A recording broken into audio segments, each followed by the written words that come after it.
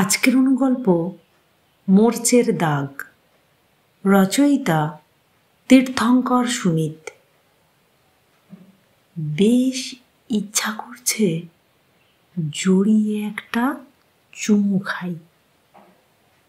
লাল সালোয়ারে আবছা অন্ধকারে মনে মনে প্রশ্ন যাচ্ছে, কে ওটা? এত সুন্দর কেউ হতে পারে?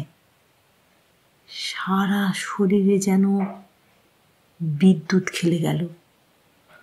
মনে মনে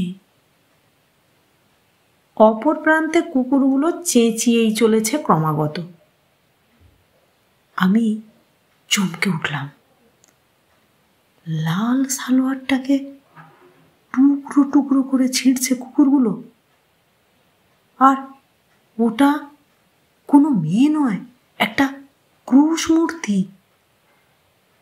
কিছুটা দূরে পুলিশ দাঁড়িয়ে দেখছে সেটা। আমি এগোতেই, ওদিকে যাবেন না দাদা, কুকুরগুলো ক্ষিপ্ত। কি হয়েছে? খুন, স্ত্রী স্বামীকে খুন করেছে। ভালো করে ক্রুশ মূর্তিটার দিকে তাকালাম।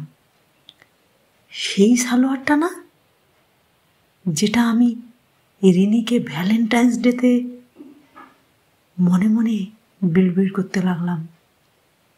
পুলিশ, কিছু বলছেন দাদা? না না, এই দেখুন লাশটাকে, কি নির্মমভাবে হত্যা করেছে। আমাদের ধারণা, যদি সত্যি হয় তাহলে মেয়েটাকে। লাশটার দিকে তাকাতেই, এ তো নরেন, আমার ছেলেবেলার খেলার সাথী। একসাথে আজ অনেক দিন পর, প্রায় 20 বছর তো হবেই, কিন্তু এভাবে। আচ্ছা দারোগাবাবু, এনার স্ত্রীর নামই রিনি? হ্যাঁ, কিন্তু আপনি একটু সাহায্য করুন আমাদের। আমরা জানি আপনি এক স্বনামধন্য উকিল। ইতিমধ্যেই রিনির ফোন। অনেক অত্যাচারের বিনাশ ঘটিয়েছি, মেরে ফেলেছি স্বামীকে।